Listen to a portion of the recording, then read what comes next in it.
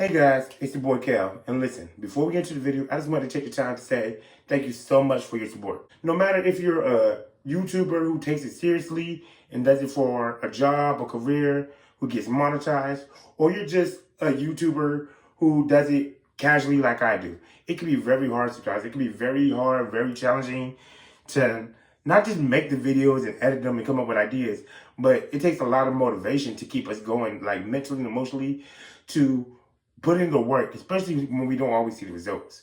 But I just always wanted to say thank you. For the ones who've been with me since day one, since I first started my videos, thank you so much. You guys are true, you guys are the fam. And for the newcomers, welcome, hi, thank you. I hope that as you watch my videos, I entertain you, I make you laugh, I make you smile. With some videos I do, I hope I make you think and make you, find something within yourself mentally or emotionally or spiritually that you wasn't aware of before that helps you better in the future or helps you expand your mindset. And hopefully within the videos you watch, hopefully you find something that entices you to join the channel, subscribe. So again, I just want to say thank you guys. Like I said, no matter how many views I get and no matter how many subscribers, I just want to say thank you. Thank you so much for, subscribing to me, because thank you so much for supporting me and enjoying my videos. Or even if you don't enjoy my videos and you just want to support me, thank you so much for the love, you guys. Like, for real, thank you. Please don't forget to like, comment, and subscribe. I know I don't say that much in my videos, and personally, when I watch videos, when I hear people say that all the time, I understand it can be annoying, it can seem forceful and intimidating. But please don't forget to like, comment, subscribe. The algorithm is really crazy. Unless you support the videos by liking them, there's no way our videos can get viewed. But even if you don't like a video, comment down below why.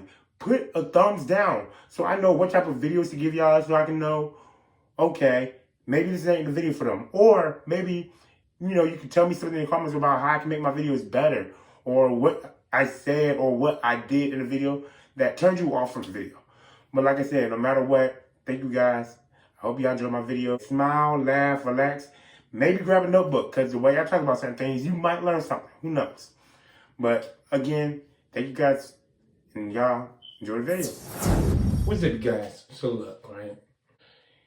Now, I don't remember if it was a report that was officially stated, if it's something I read, an article, a post, whatever the case may be, right? But it sounds like either within Brand New Day, Secret Wars, Doomsdays, or one of the things that Spider-Man by Tom Holland is supposed to be in, that they plan on reversing or undoing the spell that Doctor Strange and him did within Spider-Man No Way Home. And if that is true, then thank God. Now, I say if it's true, because we have no idea what Brand New Day is about, right? We have no idea what Brand New Day is about. They haven't been giving us really solidated, concreted reports. We haven't seen a synopsis. We haven't seen a trailer that's been told it's going to be a street level story. It's been told it's going to be a multiverse story. We don't know. And because of that, we also don't know if he's going to be in Doomsday Secret Wars or not, even though he hasn't been confirmed. But if they are going to redo or undo the spell, then I want to say thank God, because the spell from No Way Home is one of the most convoluted, messiest, complicated, and uncohesive threads they have put into the MCU after Endgame, right? Because it's like the spell creates more problems and more questions than answers, right? Like I said, it's vague as hell. It doesn't. Are they talking about people and or systems? Are they talking about records? And so, if they are talking about system and records, how does that even functionally make sense? Are we talking about retrospectively, or is that moving forward? What's the range, location-wise, and time-wise, dimensional-wise? See, there's so many questions in it. And I thought we should talk about it today. So that's what we're going to do. We're not even going to try to figure it out. We're going to ask all the questions and see if we can make some sense into it. Because if they are going to undo it, then good. If not, then there's a lot of things that they need to tie in and fix and explain when it comes to the spell. So let's talk about it. All she ever say is come and see me for once. Come and see me for once. You don't ever come to me. Yeah. You don't ever come to me. Yeah. All she ever say is come and see me for once. Come and see me for once. You don't ever come to me. Yeah. Okay, so the first problem with the spell is that I don't think it says verbatim that it's like everybody on Earth. But when he does the spell, first of all, we all know that Doctor Strange spells, they can extend outside of the globe or the dimension he's in, right? But could they? Because he is not the Sorcerer Supreme in the MCU. That's one. But even if he was, is that something that he has to specifically say? Because I don't think, like I said, I don't think it says verbatim it's on Earth. But he says everybody who knows that you are Peter Parker, and while he's doing it, he is on Earth. And I guess it's affecting, he is on Earth, right? But what about the people who are not on Earth that know him at that time the spell is being casted? Why? Because we know that he knows non-Earthers. He knows extraterrestrial beings from his time in Endgame and Infinity War. You have Drax. Drax was not on Earth when he did this spell. Mantis was not on Earth. Nebula, Rocket, none of the Guardians or any of the other aliens that he met through Endgame or Infinity War were on Earth while the spell was being casted. And not even just the Guardians. Captain Marvel, Carol Danvers, know who he is. She met Spider-Man, and he was in his suit, and she was like, hey, I'm Peter, I'm Carol, I'm Peter, blah, blah, blah. She was not on Earth. So does she still know? Like I said, it's still vague. It just says people who know you. But what's the range?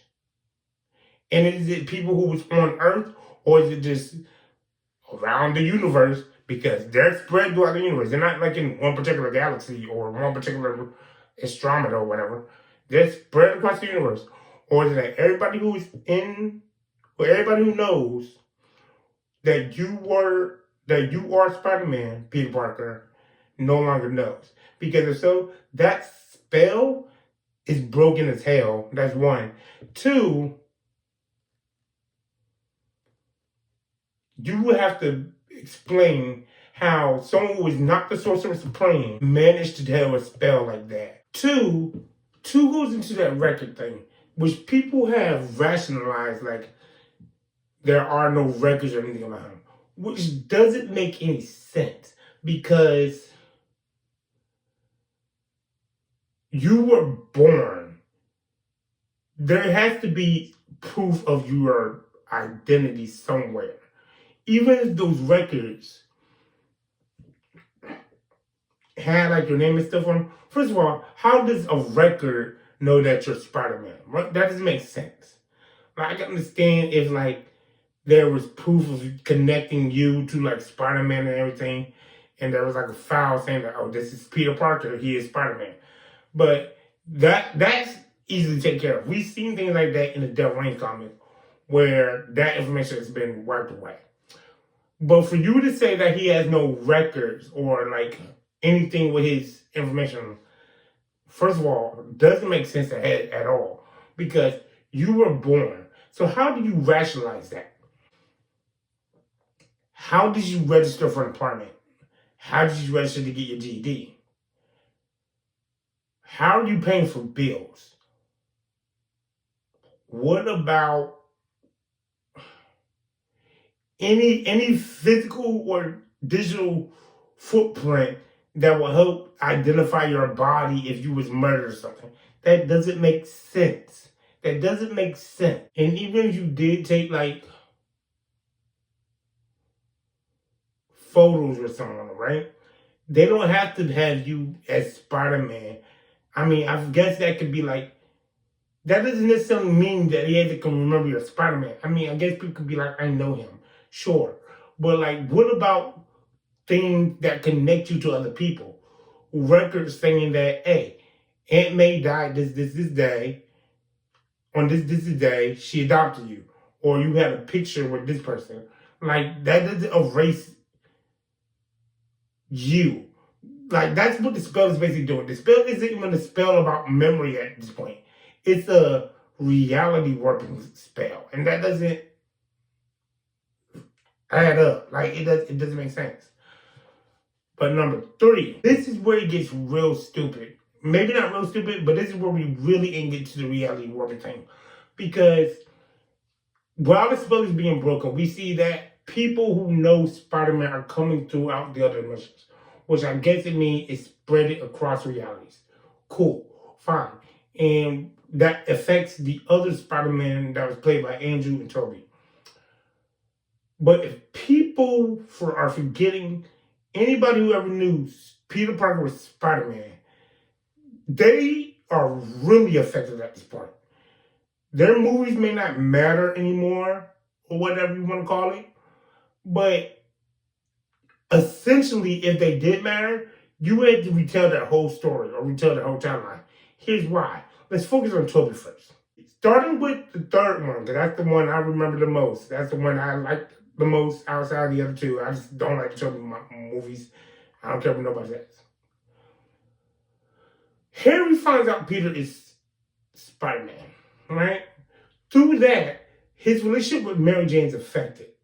Eventually, that leads to Venom. Venom kidnaps Mary Jane. Harry and Peter team up to fight Venom and Sandman. Venom not only ends up dying, but he ends up killing Harry. 2 things right there that automatically no longer happen. Harry should still be alive. Their relationship was never affected. Venom never either became Venom or he didn't die. Or he became Venom but not hateful towards Spider-Man. You have to rewrite that whole story. I mean, which a lot of people don't like Spider-Man 3, so they probably wouldn't be objective to that. But still. Oh, but don't forget, that's where we also meet the whole Spider-Man, Sandman team thing. That never happens either, right? Or how about the fact in Spider-Man 2, Doc Ock, he doesn't find out that Peter is Spider-Man, so he doesn't risk his life. He never dies. Which means that either his story in No Way Home doesn't happen at all, or doesn't happen the way it should have. Which I hate because they made him seem like a villain that was sympathetic and who needed help. That's not who Doc Ock is. That's one of the problems I had with Spider-Man No Way Home. They made Doc Ock look like a guy who was just being controlled. I hate that. But that's neither here nor there. Spider-Man 1. Would that affect Norman's death? Or him confessing his love to Mary Jane? See, that whole story gets wiped out because of people who knew Peter was Spider-Man. Now they don't know who Peter is. Go to the Andrew Garfield side. Gwen Stacy, and Captain Stacy. They should both be alive. Dr. Connors. He never finds out about Peter, which means he never ends up having the formula he needs to do the whole lizard plant thing he did. So that story ends. So like I said, their whole stories unravel. It's like, if Marvel really put logic into this, or actually try to explain it, put it in a way where everything that they're saying or not saying is being done, is basically reality warping. It's not memory manipulation. But what they're hoping we are doing is not thinking about it as much as I am. Maybe I'm the one who thinks about this. And I know I'm not, because I've seen videos about this. But it seems like they're trying to alter memories instead of reality. It seems like they're trying to fix paradoxes in a magical sense more than anything. That's why the Avengers still remember fighting beside Spider-Man. They don't know who Spider-Man is. That's why any type of connection to Spider-Man and or Peter Parker is being like deja vu-y, but nausea and victim at the same time. They're trying to hand wave it off. But if you're going to hand wave something off like that, don't put it in. He's the world's most beloved superhero. So people are going to always think and talk about Spider-Man. But when it comes from an MCU standpoint, MCU is something that people entertain. But when you got people like the real nerds like me who read comic books and try to think about this in an analytical sense and make videos about them, these are things people think about and talk about. You can't just put them in and weigh them out and then do certain stuff that don't make sense, because they're going to question it. Like, it's like, what? That doesn't add up. Like, none of the spell adds up. None of this adds up. It is, and even if it adds up, it's still too convoluted. Like, they're doing too much with the spell.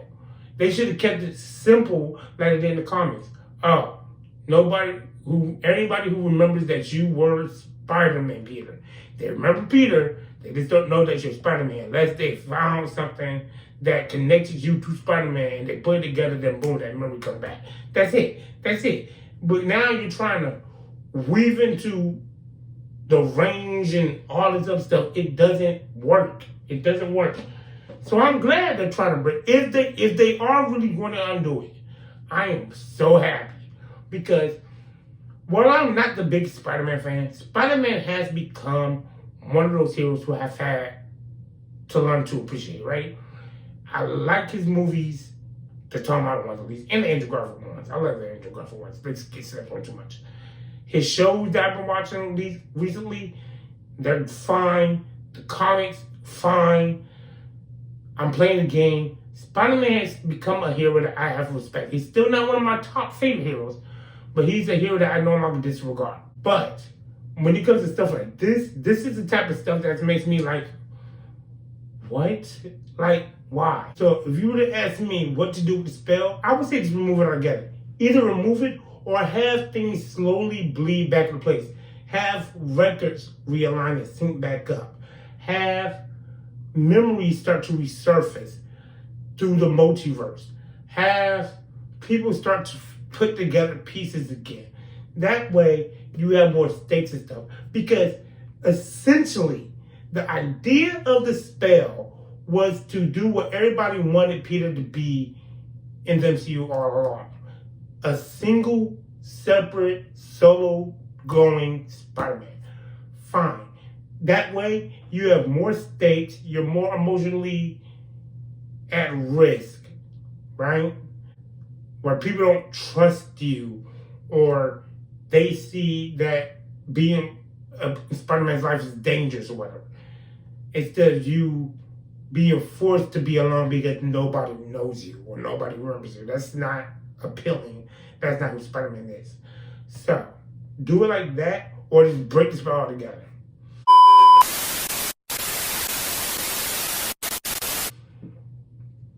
But yeah, guys, those are just my thoughts on the spell. What are your thoughts on the spell? Did you like the spell? Because now I'm thinking about it, people say No Way Home is a great movie. It's not a bad movie. It's not a great movie.